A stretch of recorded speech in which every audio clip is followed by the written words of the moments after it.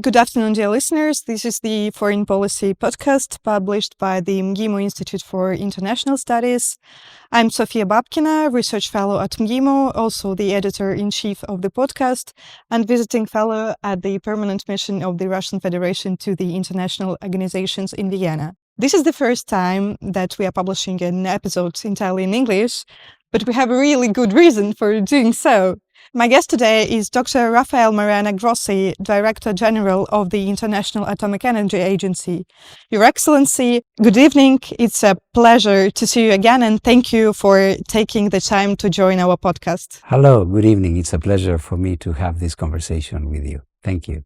I may disappoint some of our listeners because I would like to talk to you not about regional issues that are often the subject of your pressers, but mainly about diplomacy in turbulent times, given your extensive career experience and background. You have a distinguished career, having worked for the Ministry of Foreign Affairs of Argentina, then at the UN, then at the Organization for the Prohibition of Chemical Weapons, and since 2019, you have been the head of the IAEA. Every career diplomat have their own individual path, but what was your starting point, or let's say the point of no return, when you realized that diplomatic service was your true calling? Well, I think from the very beginning, I was from my younger days studying political science in Argentina. I was always following international politics, international relations as the area of interest.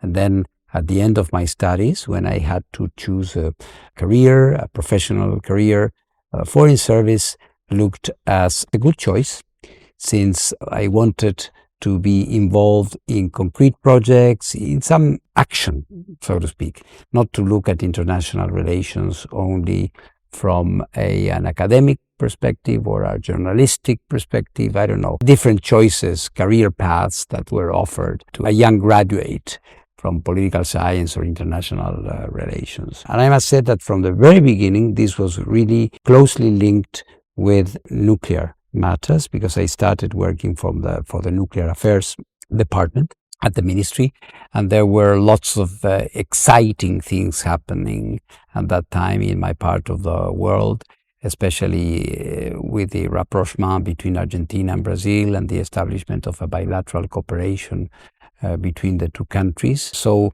that was important work, that was exciting work, mixing technological things with political things. So I think from the very beginning, my path was well marked. Today, multilateral diplomacy is already an established institution, but it flourished in the 20th century. Historical events required the so-called institutionalization of multilateral diplomacy. I mean, the creation of international organizations and the legal consolidation of the rules of the game.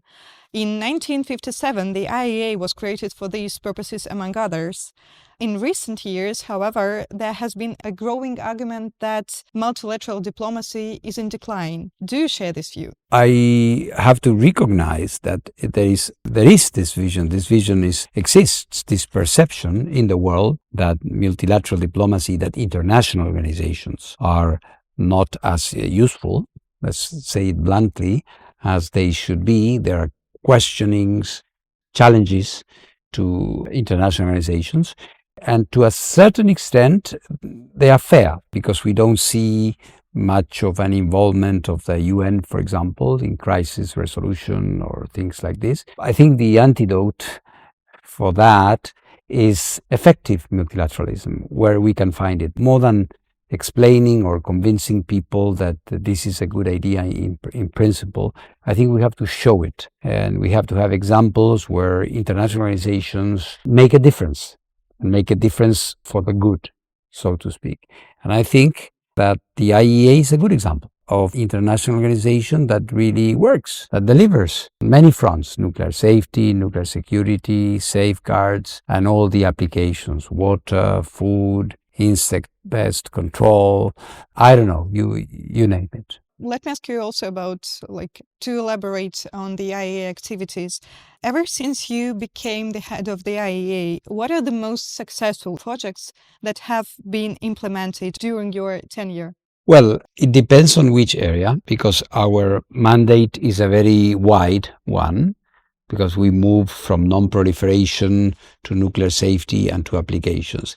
If we talk about applications, I am very happy because I was able to launch a number of flagship projects like Rays of Hope on nuclear medicine, oncology, and radiotherapy, like Atoms for Food, helping countries manage their water resources, develop crops that are stronger and resistant, pest controls through the sterile insect technology, also zoonotic disease integrated action, which is again using isotopic tracers for the early identification of pathogens. So this came as a result of COVID-19, where we decided that putting what we could do to put technology, nuclear technology, to put it in wider efforts against zoonosis that we are having recurrently. You remember the avian flu and then this and that. So it's clear that in certain areas of the world,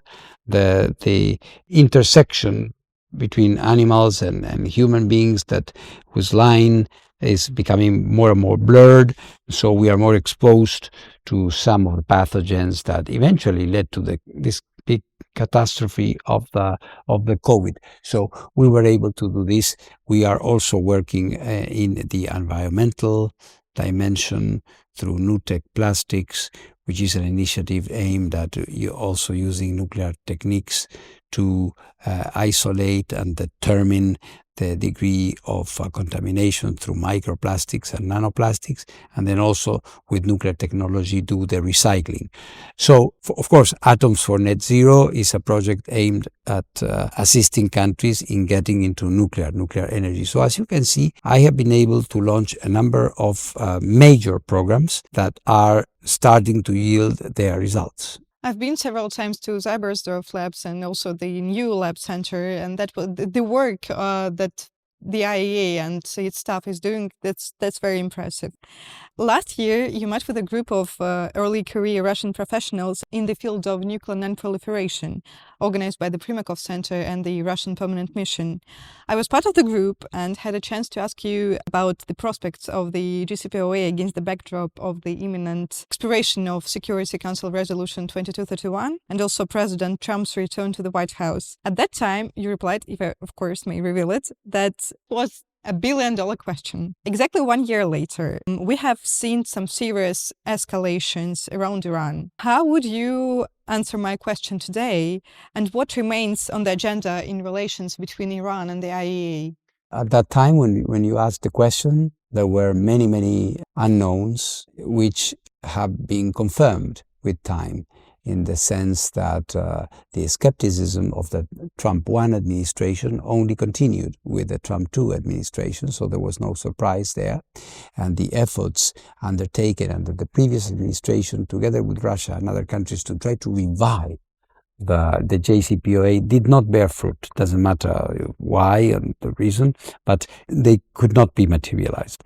So I believe that the situation has become even more intractable with the new situation after the attacks on nuclear facilities there, because we need to find solutions and access to a country that is traumatized by what happened, and they have shut down on themselves, I would say.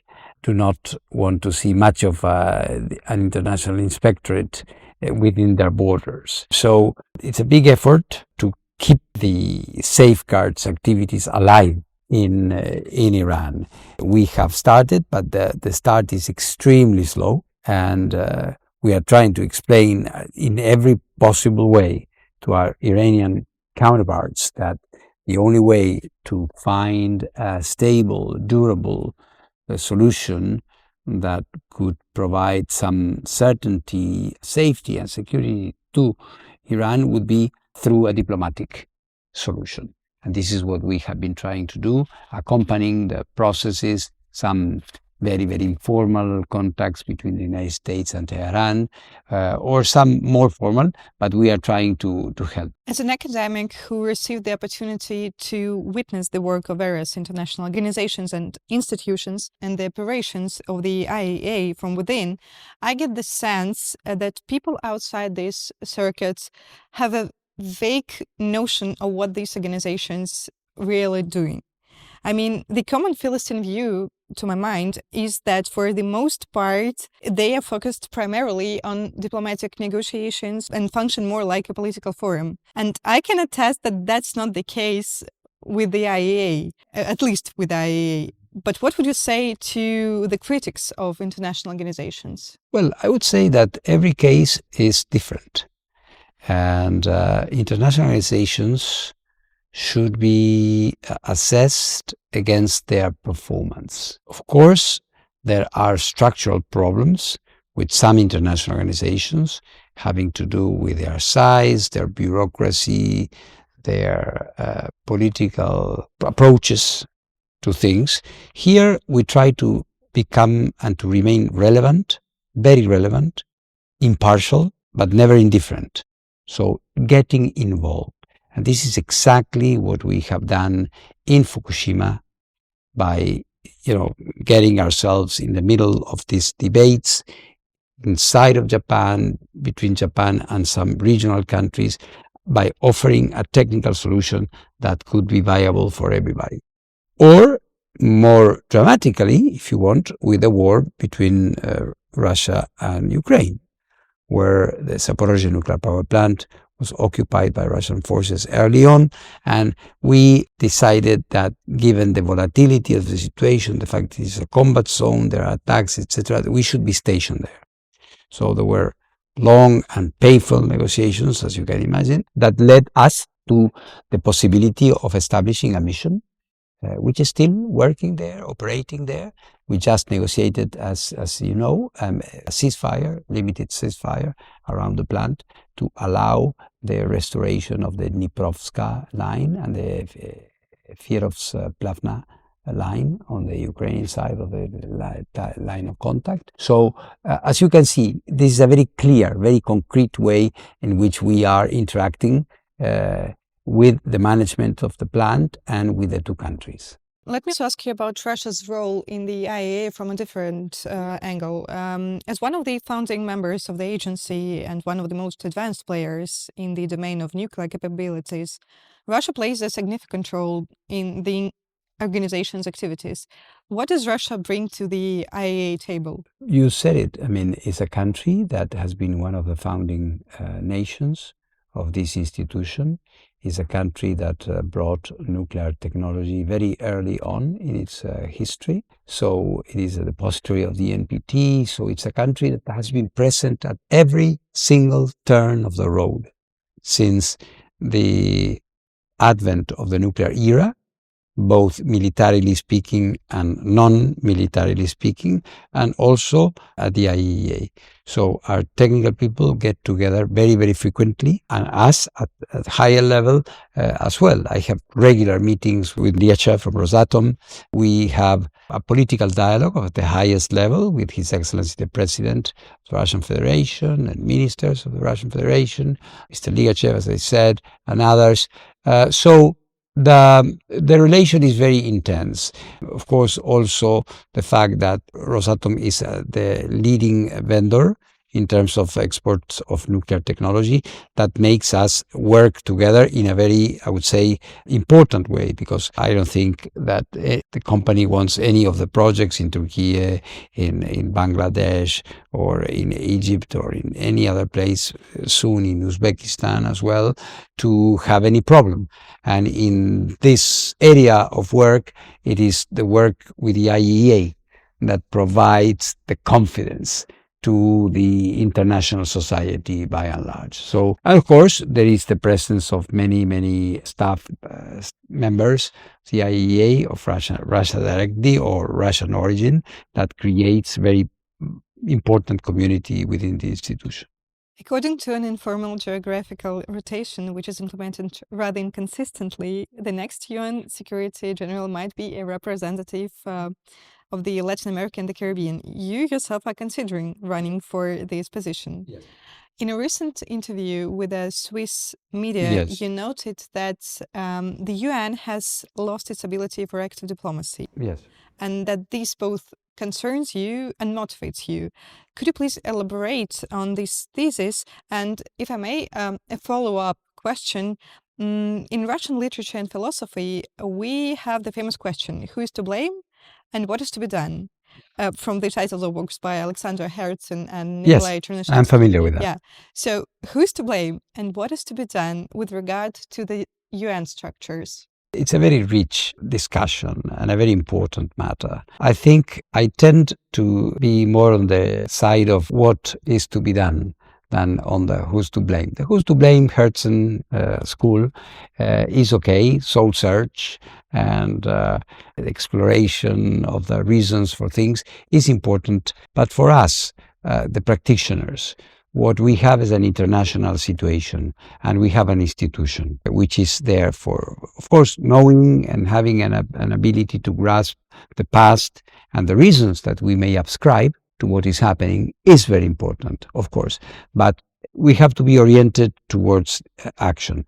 And I think this next election of the next Secretary General provides us with an excellent opportunity. Why I say this? Because of this crisis of the United Nations. Paradoxically, this offers a possibility to really rethink the whole thing. See a lot of this in some of the conversations with world leaders, that they all recognize the malaise in the UN and what the UN can do. But at the same time, they all continue to believe in the necessity of the institution and the potential for peace-loving countries to work together and also bring about results. In a certain way and at scale, of course, what we have been doing here at the IAEA might be an example of what I have in mind. And in fact, this is what brought me to the conclusion that I might make a contribution as Secretary General, because I think I have been able to display a diplomacy, some may like it or less, I don't know, but that gets to people, and it gets to people, and it gets to the policy makers, and also is always taking the initiative. When we were arguing in Moscow or in Kiev as well, that we needed to be allowed to be there and to have a role, it was not words in the air. We were presenting ideas, concrete terms of reference for what we wanted to do. So countries would be confident that if they gave us their support, there wouldn't be any surprise, any bad development. On the contrary, there would be a possibility to spread information, to avoid fake information. There is a lot of that in the world and in this war in particular, where people say that things are happening that are not really happening. So by having the IAEA experts there, I have my almost daily or every other day update full of information, which allows countries to, primo, have an idea what's going on, and secondly, think about ways to solve it. I have a very simple, or maybe the most complex question. What is the daily routine of the head of the IAEA? Well, it's hectic. If I'm not traveling, which I am very frequently doing a lot, I think this last October I was away every week. And you're also going to the COP in a couple of days, or? Yes. So it's really never ending, but it's fascinating because in the course of a day I have technical discussions on different projects that are going to be carried out in a country on technical cooperation. Then I may sit down with the Russian ambassador to discuss the next board of governors and what is going to happen. Then I may have a delegation of students coming from a country which want to know what's happening, like the case was of today, which I received two groups, one of Austria and one from Russia. Then we have important internal aspects. You know, this is a relatively big organization with 2,500 staffers, budget, not the biggest in the United Nations system by far, but approaching 500 million euros. We have a very important campus of laboratories out in Cybersorf, 40 kilometers more or less away from the city. So, and then we have negotiations and calls related to the Iran situation or what's happening in Ukraine and Russia. So it is really a non-stop operation. There are no weekends, no holiday. I mean, I may take holidays 1 week, but I am half of the day I'm with the phone, so it never leaves you. But I knew what I was signing up to when I decided to run for this position, and also for the UN if I am elected. And I think it has to do with how we started this conversation, what brought me to do this. And it's a conviction that with some dedication, applying one's intelligence to the best possible, there are possibilities to use and to put to good use international organizations. They don't need to solve every problem under the sun, but they can be very useful. In any case, much more than until now. Probably my last question. The world is an incredibly turbulent and increasingly unpredictable place. What makes you believe in diplomacy and in humanity? Well, I think at the end of the day, there is this conviction that things can improve, that there is some fundamental goodness in humanity, that when confronted with big problems and if shown useful and realistic alternatives, world leaders can be helped taking the path of peace. But this, of course, requires imagination, creativity, a lot of resilience, because leading an international organization is a very lonely work. There will always be critics, and you will get, of course, all sorts of objections to what you are trying to do. But one needs to understand that this is also inevitable, perhaps, especially in areas of high sensitivity like nuclear non-proliferation. So I believe in the fundamental possibilities of mankind. Without being naive, I think that there is much more that unites us, that divides us in general. So, and international organizations are a great creation that came about, paradoxically, always after big conflicts and wars. Because when confronted with the worst in us, and when dust settles, we realize that we have to come together in some way. It doesn't need to be full coincidence in everything, but we want a good future for our families, for our children, and we recognize that others have the same right. So in the end, it becomes a very philosophical thing. Although our day-to-day is very political, in the end, it has to do with that, with ethical, with morals. I always try to end the podcast with a quick Q&A, Yeah. if you don't mind. Yes, please. Short question, short Yes, answer. of course. So my first question is, Messi or Maradona? Impossible to divide. If we had time, we can have a podcast on that. Okay, but I could explain why the two in their different moments and times, but it's something very, very special, not only for Argentina, but for the world. Top 3 places to visit in Argentina? Well, Buenos Aires is an incredible city, and it's the result of a mix, which is something that I like very much. You know, my family came from Italy. In Argentina, we have lots of Russians. We have lots of Jewish people. We have lots of Arab people. We have Spanish.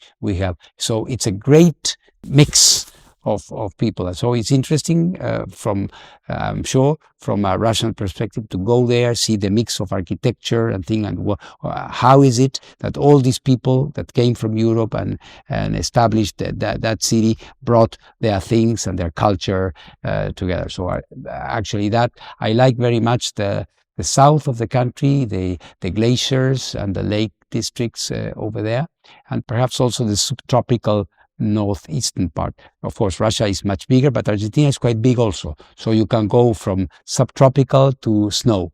in the same country. Never been there, but you are like explaining that so very, very impressive. So yeah, definitely need to go there. Hope you come. If you could be anyone except a diplomat, who would you be? I think I would have loved to be a good writer, a novelist or something like that. You know, I'm an avid reader, and it fascinates me. Literature fascinates me.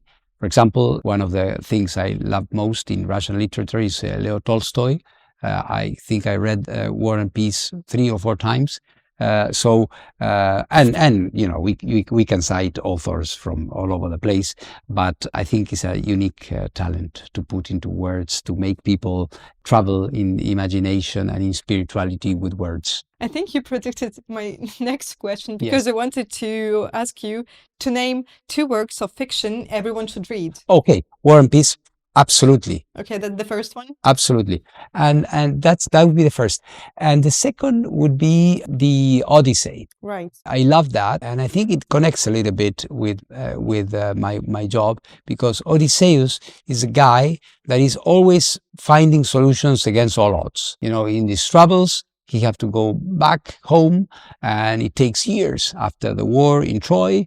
And, you know, it seems that he's going to die, but he's astute, he's sometimes a bit tricky, but he always makes it in the end. One piece of advice for young people. Do whatever you want, but do it seriously. You know, I have 8 children. They're all more or less adults now, but I always told them this, because we had discussions, as you can imagine, when they were choosing their career paths. And I was always telling them, it doesn't matter what you want to do. I will always support you. But one thing you have to do is invest yourself seriously in what you do. Never half-hearted in what you do, and you will be successful. And the last one, Vienna or New York? In that order. Okay. Thank you very much, Director General. That was a great pleasure to have a conversation with you. Thank you for having me today, and thanks for joining us for the podcast. Thank you very much. It was a pleasure, privilege to do this with you, and I hope it's not the last one. Yeah, of course. Maybe next time in New York. Who knows? Maybe. Thank you. Thank you very much. Thank you.